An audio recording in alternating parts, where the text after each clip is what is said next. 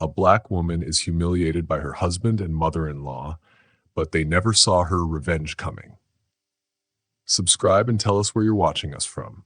Layla always believed that working hard was the way to success.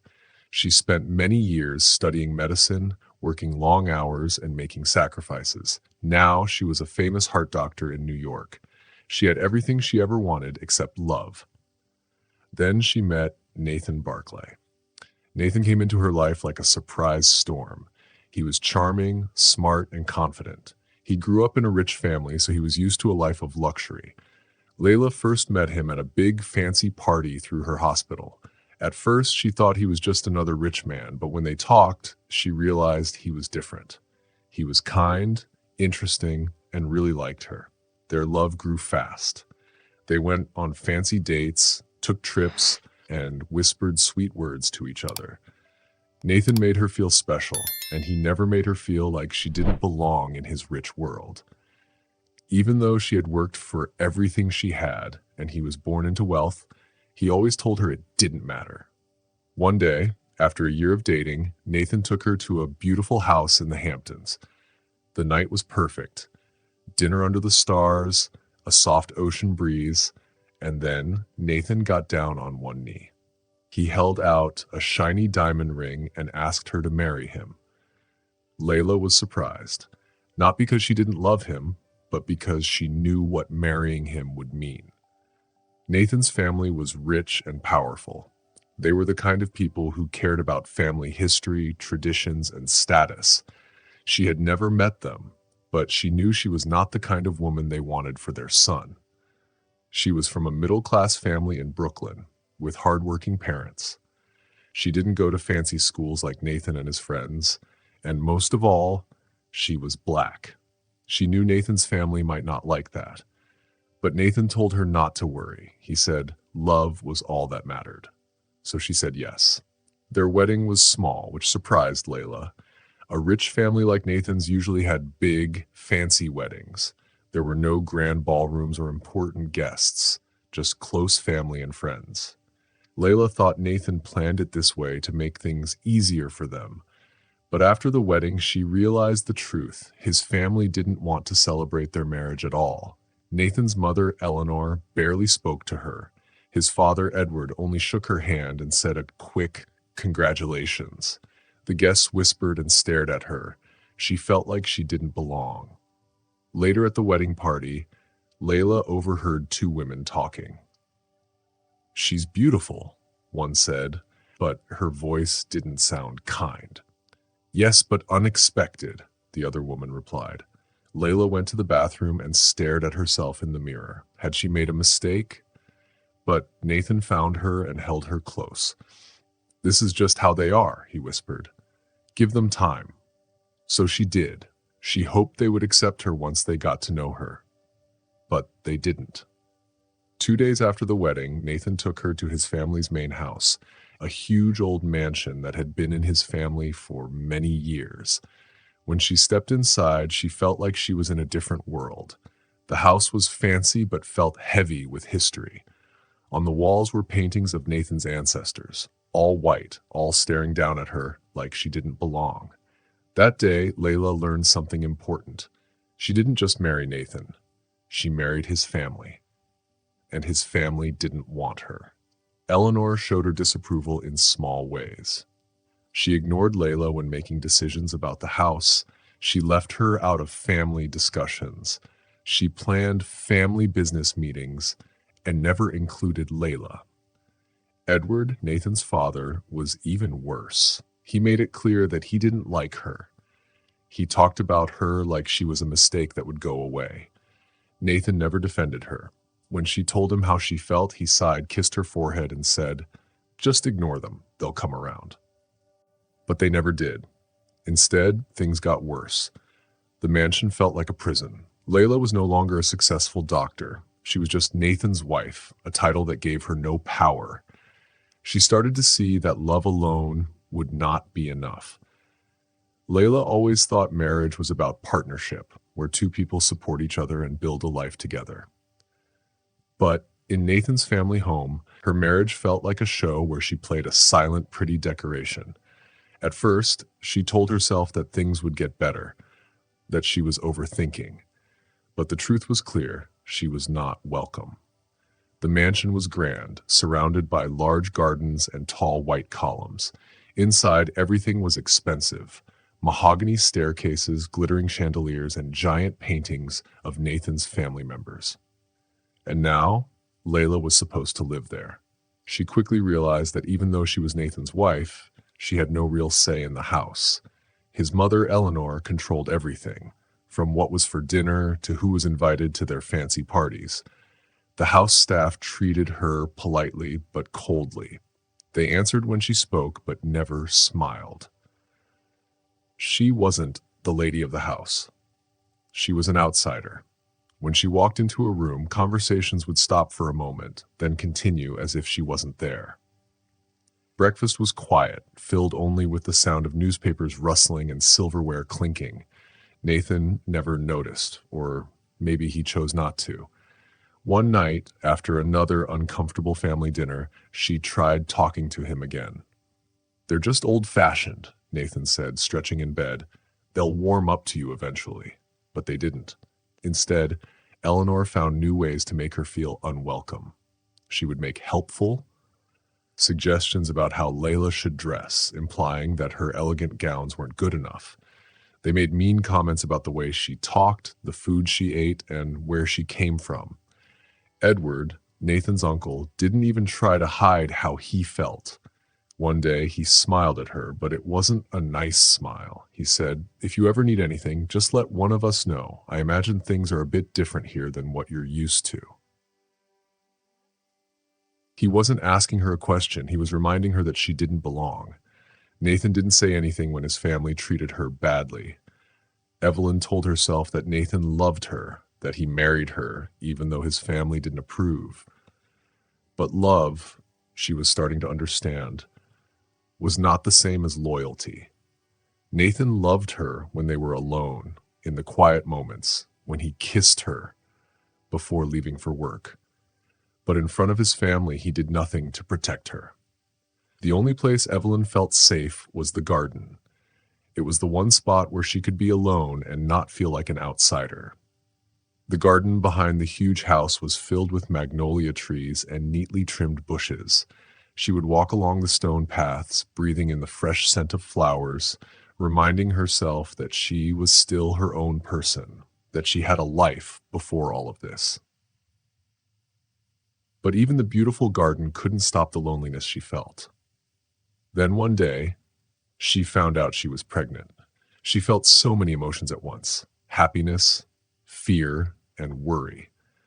Would this baby bring her and Nathan closer? Would his family finally accept her? She wanted to believe that a baby would change everything, that Nathan's mother, Eleanor, and his uncle Edward would finally treat her like part of the family. She was wrong. When she told them, they reacted the same way they did at her wedding, with cold politeness. "Well," Eleanor said, her face impossible to read, "I suppose congratulations are in order." Edward barely reacted at all. He just nodded and went back to reading his newspaper. Nathan, at least, was happy. He lifted her up in his arms, kissed her, and whispered about the future they would have together. But as time passed, she saw the same pattern repeating. Nathan's love was real, but he still wouldn't stand up for her. When she asked him about how they would raise their child, Eleanor quickly took control. "Of course, we'll make sure the baby is raised properly," she said. Evelyn frowned. "I'll be raising my child." Eleanor just smiled. For the first time, Evelyn felt real fear. She wasn't just an unwanted guest in this house. She was nothing. And now she understood that they saw her baby as a Barclay, not as her child. They would raise the baby in their way, no matter what Evelyn wanted. She felt like she was losing control of her own life. Her pregnancy was hard. The stress of living with Nathan's family made it worse. Nathan was always traveling, leaving her alone with his parents. They treated her like she was just a body carrying their future heir.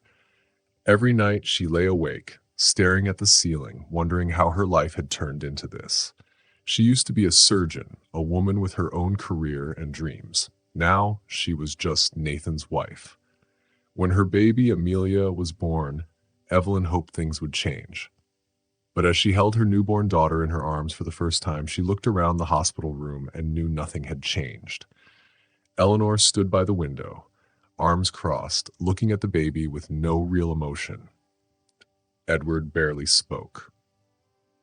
Nathan was happy, but he didn't notice how tense the room felt. Evelyn, exhausted from giving birth, felt dread settle in her heart. She wasn't just fighting for herself anymore. She was fighting for her daughter. Being a mother was supposed to be a happy thing, something that brought a woman closer to her family. But for Evelyn, it became another chain that kept her trapped in the Barclay house. Amelia was only a week old when Evelyn realized she wasn't the one raising her daughter. Eleanor had been waiting for this moment. She slowly took over everything, pretending to help, but really taking control. At first, Evelyn didn't mind because she was so tired and still healing. But soon, Eleanor's help turned into orders. "You should rest," Eleanor said one night, lifting Amelia from Evelyn's arms. "I'll keep her in my room for the night." Evelyn wanted to say no, but Nathan nodded. "She's just trying to help," he said. "You need sleep." That night, Evelyn barely slept at all. By the time Amelia was 3 months old, Eleanor was making all the decisions. She picked what Amelia wore, what songs were sung to her, and even who was allowed to visit. When Evelyn tried to speak up, Eleanor just smiled in a way that made Evelyn feel small. "She's part of this family," Eleanor would say. "She'll be raised as a Barclay should be." Evelyn began to feel like she was just a woman who had given birth to a Barclay child, nothing more. Nathan didn't see it that way. "She's just excited to be a grandmother," he said when Evelyn complained. "She's not trying to replace you." But wasn't she? It started with small things. Eleanor calling Amelia "my little girl," speaking over Evelyn when talking about how to care for her. Then bigger things happened. One morning, Evelyn walked into the nursery and saw that everything had changed. The crib was moved, the walls were painted pastel pink and gold, colors Eleanor liked, not Evelyn. Evelyn clenched her fists. "Who did this?" Eleanor, who was adjusting Amelia's blanket, turned around. "Oh," the room needed a bit of Barclay charm. Evelyn gritted her teeth. "This is my daughter's room." "She is my granddaughter," Eleanor replied calmly. "We all want what's best for her." Evelyn turned and walked away before she said something she couldn't take back. But the worst part wasn't Eleanor, it was Nathan. Every time Evelyn tried to talk to him, he shut her down.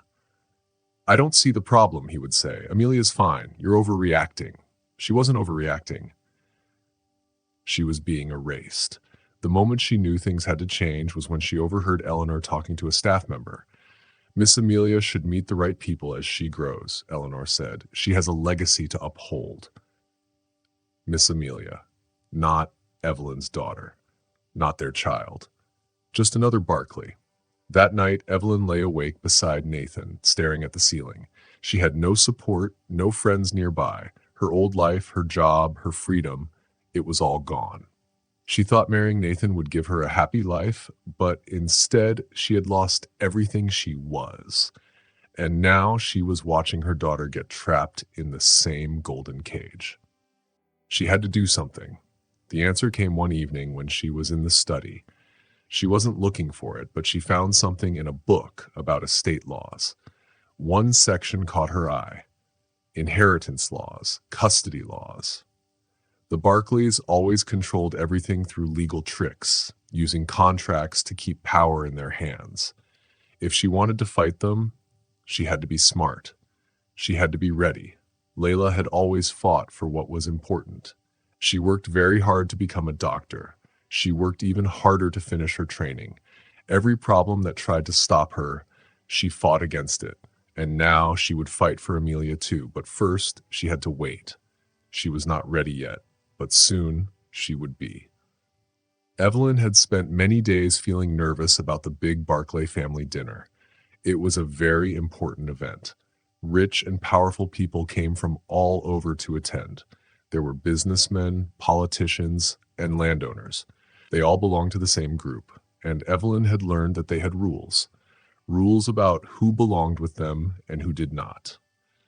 From the very start, Evelyn knew what she had to do. She had to stand next to Nathan. She had to smile at the guests, and most of all, she had to stay quiet. Eleanor, Nathan's mother, had told her how important the dinner was. "This dinner has been in our family for many years," Eleanor said at breakfast. "It shows what the Barclays stand for." She didn't say it directly, but Evelyn understood what she meant. Eleanor thought Evelyn did not belong. She thought Evelyn was not good enough for their family. Tonight, Evelyn had to pretend to fit in. She had to act like she was one of them, even if she wasn't. The whole house was changed for the dinner. The dining hall, already big and beautiful, looked even fancier. There were large chandeliers with bright candles. There were shiny crystal glasses. The tables had decorations that looked like something from a palace. Many workers moved around the room, making sure everything was perfect. Evelyn felt trapped before the dinner even started. She never cared about being rich. She didn't care about fancy things. But in the Barclay family, looks were everything.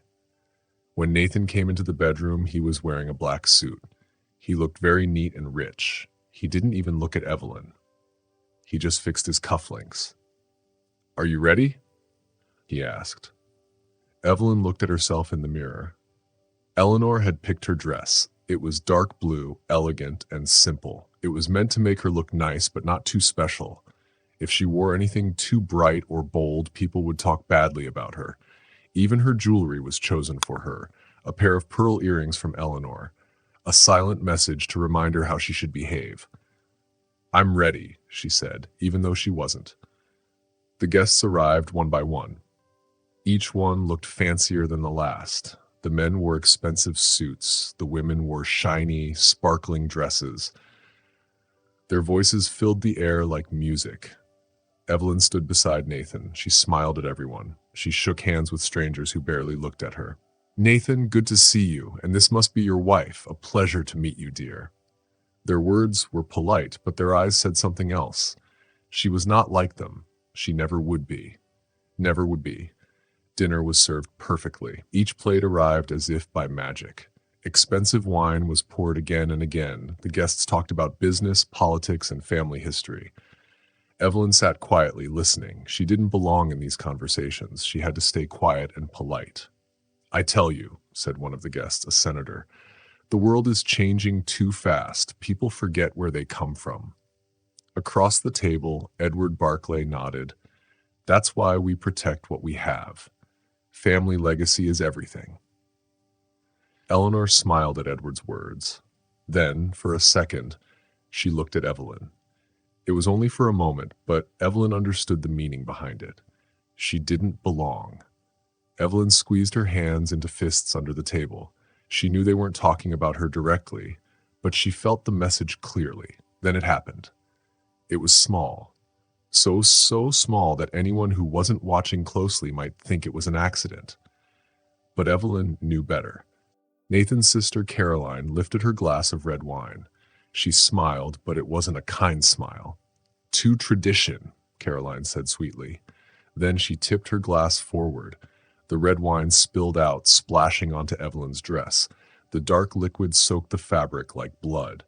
A sharp gasp filled the room. "Oh!" Caroline gasped, covering her mouth. "How clumsy of me!" For a moment, everything was silent. Evelyn felt the warm wine on her dress. She smelled the strong scent of alcohol. She saw the way people looked at her. Some looked concerned. Others smirked behind their glasses. Then the laughter started. First, small chuckles. Then polite laughter spread around the table. Nathan did nothing. He didn't help her. He didn't give her a napkin. He didn't even really look at her. Instead, he sighed and shook his head as if she had embarrassed him. Eleanor picked up a napkin and lightly dabbed the table. "These things happen," she said with a small smile. Evelyn's hands trembled. Her heart pounded. Her throat felt tight. But she would not let them see her cry. She would not let them win. Without a word, she pushed back her chair and stood up. The whole room watched her as she picked up a napkin and carefully wiped her dress. She was not crying. She was not shaking. She was done. She turned and walked out of the dining hall. Her heels clicked against the marble floor. She did not stop until she reached her room. Then, she locked the door, leaned against it, and let out a deep breath. She had put up with a lot in this house. She had swallowed her pride. She had let them ignore her, mock her, and treat her like nothing. But tonight was different. Tonight, they had humiliated her in front of everyone. Tonight, Nathan had let them. And tonight, something inside her changed forever. She would not stay. Not anymore. She walked to her dresser and pulled open a drawer.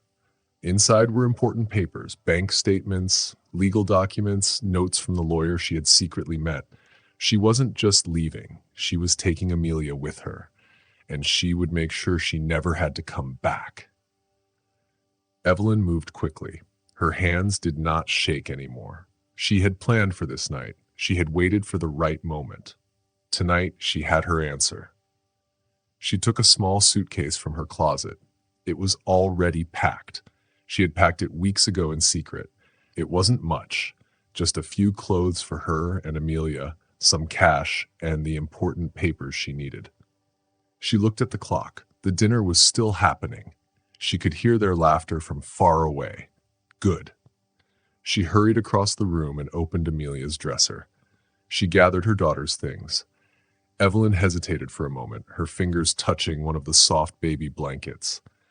Margaret had embroidered it with the Barley family crest, but Evelyn left it behind. This child was hers, not theirs. When she reached the nursery, baby Amelia was fast asleep in her crib, her tiny chest moving up and down as she breathed. For a moment, Evelyn felt sad. Amelia had no idea what was happening. She didn't know that by morning, everything would change, but it had to. Evelyn bent down and carefully picked up Amelia. The little girl moved a little but didn't wake up. Holding her close, Evelyn turned toward the door. But then she stopped. Margaret was standing in the doorway. They looked at each other, neither saying a word. Margaret's face didn't show much emotion, but her eyes were cold. It was like she had been expecting this moment. "You can't take her," Margaret said. Her voice was calm, not begging or angry, just firm. Evelyn held Amelia tighter. "She's my daughter." "She's a Barley," Margaret corrected her. "And without this family, you are nothing." Evelyn's heart started beating faster, but she didn't let fear take over. "Watch me," she said. She stepped forward, but Margaret didn't move. "You won't get far," Margaret warned. "Nathan will find you. He'll take you to court. Do you really think they'll let you keep her?" Evelyn stayed calm. "I'll fight for her." Margaret gave a small smile. "With what? You have no money, no home, no powerful family. The courts don't usually pick a mother like you over a man like my son." Evelyn felt anger bubbling inside her, but she didn't show it. She knew Margaret liked to control people, to scare them. If Evelyn showed any fear, Margaret would win. So she lifted her chin. Then she walked past Margaret without another word, holding Amelia close. Margaret didn't follow. Maybe she thought Evelyn would fail, or maybe she was already planning how to stop her. But it didn't matter.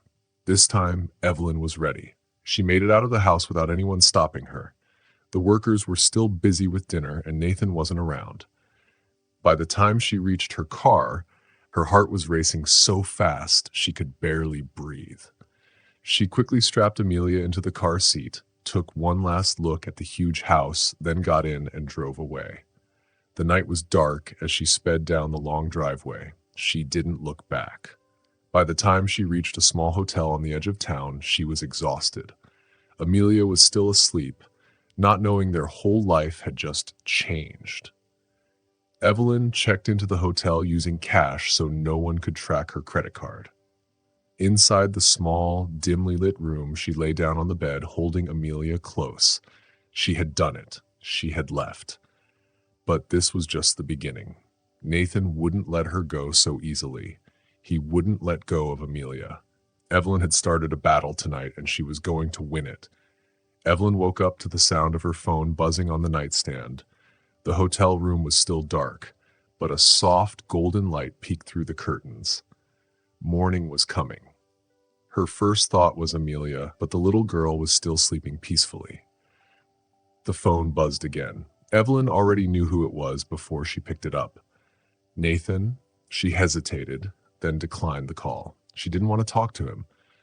A message popped up right after. "Where are you?" Then another. "You think you can just take my daughter and run?" And another. "Come back now and we can fix this." Evelyn scoffed. Fix this? There was nothing to fix. She ignored the messages and put the phone down. She had planned for this as much as she could. But now it was real. Now she had to act. She needed legal protection. She needed money. Most of all, she needed to make sure the Barleys could never take Amelia away from her. Carefully, she slid out of bed without waking Amelia. She grabbed a manila folder from her bag. Inside were all the documents she had collected for weeks. Bank statements, secret business deals, things she had found by listening and looking in Nathan's father's office. The Barleys were rich and powerful, but Evelyn knew they weren't perfect. If she could prove they had done something illegal, she might have a chance.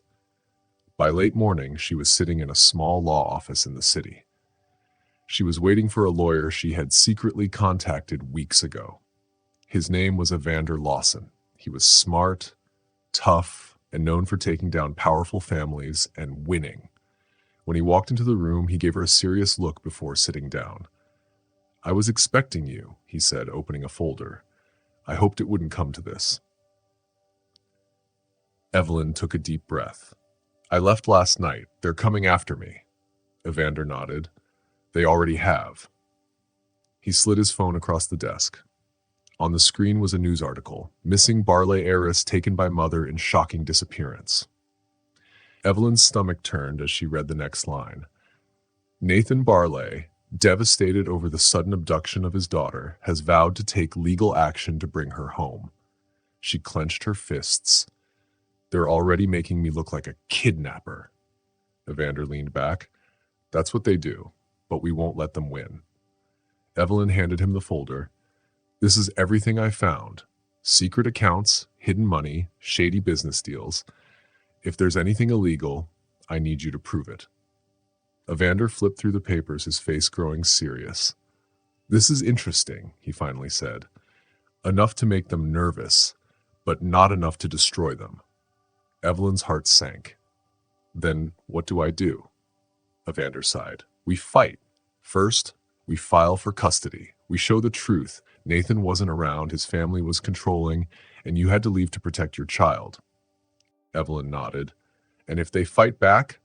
"They will," Evander said. "They'll try to say you're unfit, that you can't take care of Amelia. They'll use their money, their power, everything they have." Evelyn clenched her jaw. "Then I need to be ready." Evander looked at Leah for a long time. "You are stronger than they think," he finally said. Leah stood up straight. "They are about to find out." By the time Leah left the office, the plan was already in action. Evander's law firm had started working on the legal papers. By the end of the week, Nathan would get them. She checked her phone again. More missed calls, more messages, but one new message caught her attention. "We'll see you in court." Her heart started beating faster. Nathan wasn't going to beg anymore. Now he was ready to fight, and she had no choice but to fight back. The courtroom was cold, but not because of the air conditioning. It felt distant and serious. Lee sat next to Evander Lawson, her hands folded tightly in her lap. Across the room, Nathan sat with his own team of lawyers. His face was hard to read, but Leah knew what was underneath: anger. He was trying to stay in control, but he was losing his grip. Lee sat up straight and took a deep breath. She knew this day would come, the moment she left the Barclay estate. The moment she said no to them, this battle had started. Now she just had to win. The judge walked into the room. He was an older man with sharp eyes and a serious face. Everyone stood up, then sat down as he took his seat. This court is now in session, the judge announced. We are here for the custody case of the child, Amelia Barclay. Both parents are asking for full custody. We will hear arguments from both sides. Nathan's lawyer stood up first. He was a sharp-looking man who seemed very confident. He spoke smoothly. Your Honor, this case is simple. My client, Nathan Barclay, is a good father. He comes from a strong and respected family. He has money, a good home, and the ability to give his daughter the best life possible. Lee clenched her hands. The best life possible? They meant money. They meant power. They meant control. Nathan's lawyer kept talking as he slowly walked across the room. Dr. Williams, excuse me, Miss Williams, acted in a reckless way. She took her daughter in the middle of the night without telling anyone. She didn't try to talk things out. She didn't try legal separation first. She just ran away, taking the child from her home, her father, and everything she has ever known. He turned to the judge. The Barclays are a well-known family. They believe in strong values, tradition, and family. Amelia Barclay deserves to grow up in that kind of home, with people who can give her structure, discipline, and the best chances in life. Lee's hands curled into fists. She could feel the judge looking at her, already thinking about Nathan's money and power versus whatever she had to say. Then Evander stood up. Your Honor, he said firmly, this case is not about money. It is not about tradition. It is about what is best for a child. The judge nodded. Go on. Evander picked up a file and opened it. Let's talk about the home the Barclays are offering, he said. Let's talk about what life was really like for my client. Nathan shifted in his seat. Evander continued. Dr. Williams has proof that she was made to feel like an outsider in her own home. She was ignored, made to feel small, and treated unfairly. Her concerns as a mother were not taken seriously, and her husband, instead of standing up for her, let it happen. Lee looked at Nathan. She dared him to say it wasn't true. He didn't. Evander flipped to another page in his file. Now, let's talk about what kind of father Nathan Barclay has been. He turned to Nathan's lawyer. Tell me, when was the last time Mr. Barclay spent a full day with his daughter? Fed her? Bathed her? Read her a bedtime story? Nathan's jaw tightened. Evander kept going. He works long hours. He travels for business, and when he is home, he is not the one taking care of Amelia. That was always her mother, the same mother they are now saying is unfit. Nathan's lawyer stood up. Objection! That's just an opinion. Evander held up some papers. These are emails from Mr. Barclay's assistant. They show how often he was away for work last year, months at a time. And yet, he says he is the best parent for his daughter. The judge turned to Nathan's lawyer. Do you have a response? Nathan's lawyer hesitated. My client's job is demanding, yes, but Evander interrupted. Demanding? Yes, but a parent who is too busy to raise their own child should not be asking for full custody. The courtroom was silent. Then Evander pulled out one last piece of evidence. And finally, Your Honor, I have financial records that show some problems in the Barclay family business. Nathan's face darkened. These records show offshore bank accounts, strange money movements, and possible tax fraud. And since Mr. Barclay is asking this court to decide who is the more stable parent, I think this is important. Nathan's lawyer quickly turned to his client, whispering. Nathan glared at Leah. She stared back, not afraid. The judge let out a breath and leaned forward. This is a complicated case. I need time to review all the evidence. Until I make a final decision, temporary custody will stay with Dr. Williams. Leah let out a slow breath. It wasn't over, but it was a start. As court ended, Nathan walked past her, his voice low and angry. You think you've won? Leah didn't look away. I think I've just started. That night, Leah sat in her small apartment staring at the ceiling. She should have been sleeping, but she couldn't relax. The legal fight had drained her in ways she never imagined. And even though she had won temporary custody, she knew Nathan and his family wouldn't give up easily. Amelia was asleep in the next room, curled up in blankets, breathing softly. That sight alone gave Leah strength. She had fought too hard to let them take her daughter away. The final custody hearing was set for the next morning. Everything was at stake. Evander had told Evelyn that they had a strong case. They had a strong case. They had proof that Nathan was not around much, that there were problems with the money in the Barclay family business, and most importantly, that Evelyn was the one who always took care of Amelia. But Evelyn also knew that powerful people could sometimes change the rules in their favor. She closed her eyes and told herself she had to rest. Tomorrow was an important day. She had to fight. The next morning, the courtroom was full of people when Evelyn arrived. She was wearing a navy blue blazer and a clean white blouse. She wanted to look strong, but also remind everyone that she was not just a mother. She was also a doctor, a woman who had worked hard for everything she had. Nathan was already there. He looked as perfect as always, but Evelyn noticed his tight jaw and tense shoulders. He was angry, even if he didn't show it. Behind him sat Eleanor and Edward Barclay. Their presence alone felt like a warning. The judge entered, and the room became silent. "We are here today to decide who will take care of the child, Amelia Barclay," the judge said. "I have looked at all the evidence, listened to testimonies, and reviewed the financial records. Before I make my final decision, both sides will have a chance to speak." Nathan's lawyer stood up first. "Your Honor," he said, "my client, Nathan Barclay, is a good man. He is a loving father, a provider, and a respected person in his community. While the mother is a capable parent, we must think about Amelia's future. Mr. Barclay can give her a life full of opportunities that most children don't have." Evelyn tightened her fists under the table. It was always about money for them. Then, Evander, her lawyer, stood up. "Your Honor," he said, "this case is not about who has more money. It is about what is best for Amelia."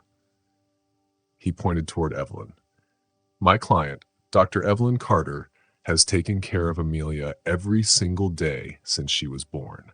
She has fed her, bathed her, stayed up all night when she was sick or had bad dreams. She is not just a parent in name. She is a mother who has given her entire heart to her child." Nathan shifted in his seat. Evander kept going. "The Barclays have shown over and over again that they do not respect Evelyn as Amelia's mother. They have treated her like an outsider, ignored her decisions, and made her feel like she does not belong in her own home. What kind of message would we be sending to Amelia if we took her away from the one person who has always put her first?" There was a pause. Then Evander spoke again, making his final move. "The court must also think about the financial problems in the Barclay business." Nathan's lawyer quickly stood up. "That has nothing to do with parenting," he said. The judge raised a hand. "I disagree. Continue, Mr. Lawson."